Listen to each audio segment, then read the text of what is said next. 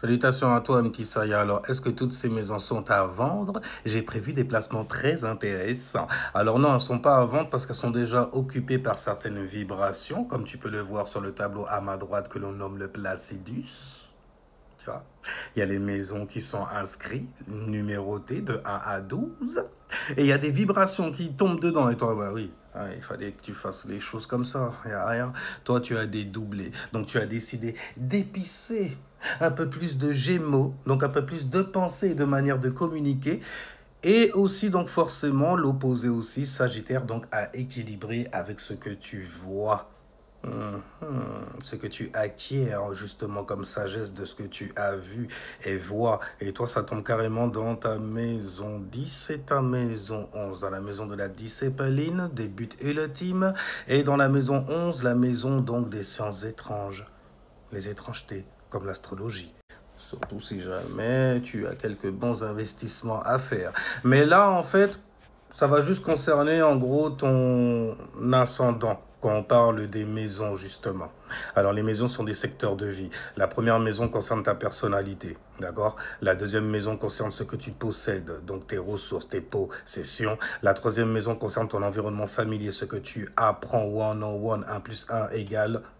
Bah, tu vois, tu le sais, parce que tu as été à l'école. C'est primordial, cette instruction primaire.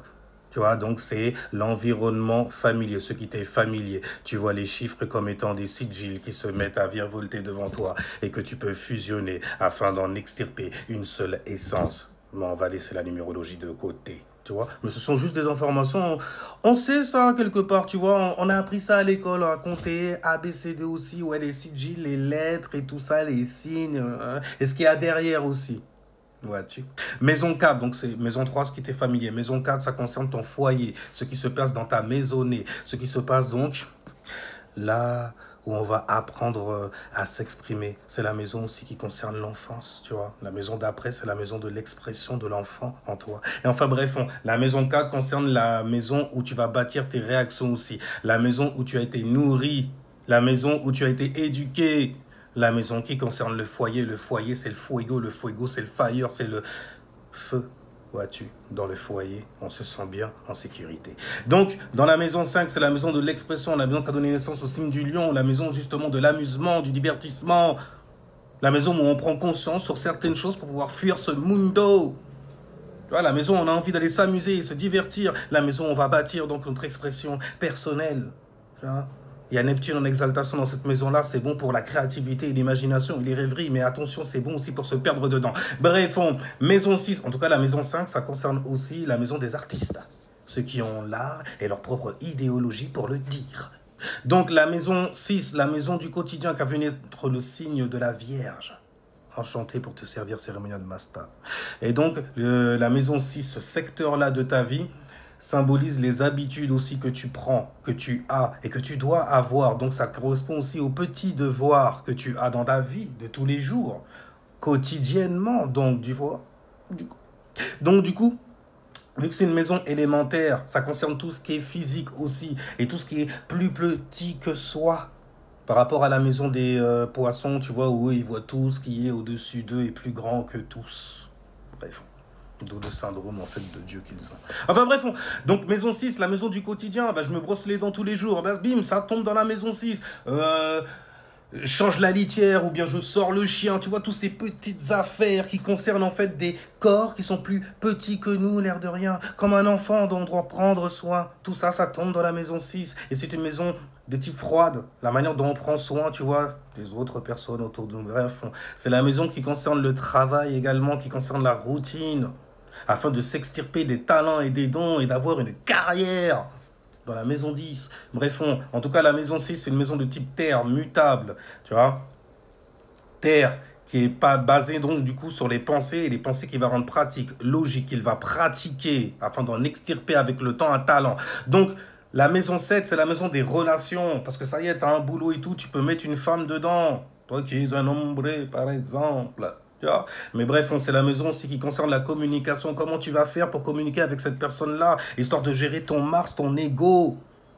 Ton ego, tu vois, face à la personne avec qui tu vas faire des compromis pour pouvoir te marier ou divorcer, car c'est la maison des mariages et des divorces. C'est pas rien, cette maison est très importante. C'est la maison de comment on va lier notre ego, comment on va venir se présenter à l'autre. Je dis pas aux autres, je dis à l'autre, à elle. Bref, la maison donc 7, la maison de l'amour. La maison 8 ensuite, c'est là où on consomme cet amour et qu'on devient mourant, dans la maison 8. Alors la maison 8, c'est la maison des secrets. C'est la maison des héritages, c'est la maison de l'énergie cachée que tu possèdes, que tu as en ta possession. C'est l'énergie aussi de la maison où se cachent certains secrets, justement, qui se sécrètent, justement. Donc, qui se transforment. La maison des héritages, y avait un film qui s'appelait Witch, je crois, ou Djinn, un truc comme ça, où tu faisais un vœu, un souhait à une entité enfermée dans une bulle, tu vois, dans une lampe qui est supposée t'éclairer, t'éveiller lorsque tu viens la frotter. Bref, mais il te proposait en fait de faire un vœu. Et quand tu faisais ton vœu, forcément, par exemple, tu veux de l'oseille. Je veux 1 million. Comme par hasard, t'as vu une tante qui voulait te lâcher 1 million, elle est morte dans un crash d'avion. Bim, t'as hérité d'1 million. Tu vois, la maison 8, quand même, on va hériter de quelque chose, mais on doit régler un trauma aussi, qui concerne souvent cette chose-là. Bref, c'est la maison des traumas. La maison aussi du subconscient, car c'est une maison de type O. Et l'O, ça concerne le subconscient. Tu vois, des programmations subatomiques. Tu vois, qui sont en dessous. En dessous de quoi? De la conscience, car on parle du subconscient. Tout se fait de l'intérieur, intérieurement. Bref, donc ensuite, maison 9, tu dois la connaître celle-là d'ailleurs, parce que tu as un soleil en Sagittaire et une lune en Sagittaire. Maison 9, la maison de l'éducation. On a été éduqué, et c'est de la haute éducation dont on parle, parce qu'on a baluchonné tout ce qu'on avait de familier dans la maison 3, afin de partir dans ce grand voyage que l'on appelle la vie, où on a vu énormément de choses. Je vois, et mon principe, dans cette maison-là, afin de voyager dans mes expériences, tu vois, dans mes voyages de corps et d'esprit, in the mind, ou physique. C'est pour ça que les Sagittaires, ils adorent, tu vois, se déplacer, aller à l'aventure, baluchonner, en fait, 2-3 bikes. Tu vois ce que je veux dire? C'est toujours jovial, c'est toujours en l'air. C'est comme ça qu'ils gèrent leurs affaires, justement. En étant toujours au-dessus des mondanités, mais en ayant tout de même cette compréhension. C'est pour ça que ça donne, en fait, des bons vivants, souvent. Bref, donc on disait, maison 9, c'est la maison en fait des expérimentations de l'esprit ou physiquement. La manière dont tu vas prendre en connaissance, en savoir, en sagesse. Tu vois, c'est la maison du savoir et de la sagesse.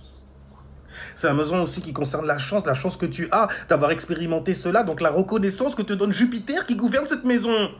Et gouverne ton signe aussi. Qui symbolise l'abondance également. L'abondance de quoi? Concernant les Sagittaires, c'est l'abondance de vision, dans lequel vous pouvez vous perdre, ou perdre d'autres personnes, perdre des partisans. Mais bordel, tu peux pas nier que c'était grave intéressant, parce que ça reste toujours jupitérien. On a toujours cette forme de reconnaissance. Chi! C'est beau la vie. Tu vois, c'est des conneries comme... Je te jure, c'est des conneries comme ça. Si jamais t'arrives, en tout cas, à relativiser comme ça, t'es dans cette maison-là, t'es dans ce genre d'ambiance-là, la maison 9, la maison de la grande éducation, la maison aussi qui concerne le voyage. Mais tu dois partir en voyage, il faut checker aussi cette maison-là. Bref, maison 10, la maison qui a vu naître le signe du Capricorne, donc la maison qui concerne donc les buts ultimes. La maison qui concerne comment on va faire pour se structurer autour de ce qui nous passionne, afin d'en extirper...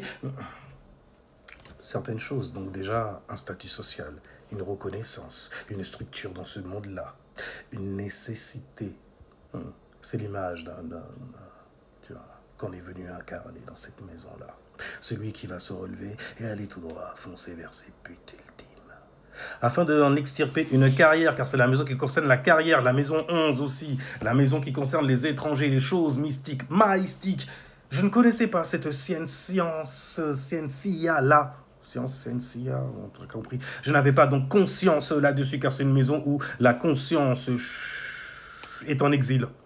Ça veut dire elle est en débilitation, on a du mal à voir et tout et tout. On préfère voir en fait uniquement la science et ce qui sera important pour tout le monde. Donc c'est la maison des alliés aussi, des partenaires en crime. Enfin bref, la maison 12, c'est la maison du subconscient, la maison de la créativité. Tout ce qui va tomber dedans aussi a une tendance à mourir. Pourquoi? Parce que c'est la maison qui ferme le cercle zodiacal. Je crois qu'on a fait le tour des maisons en tout cas. Mais la maison 12, c'est la maison de la créativité. Maintenant,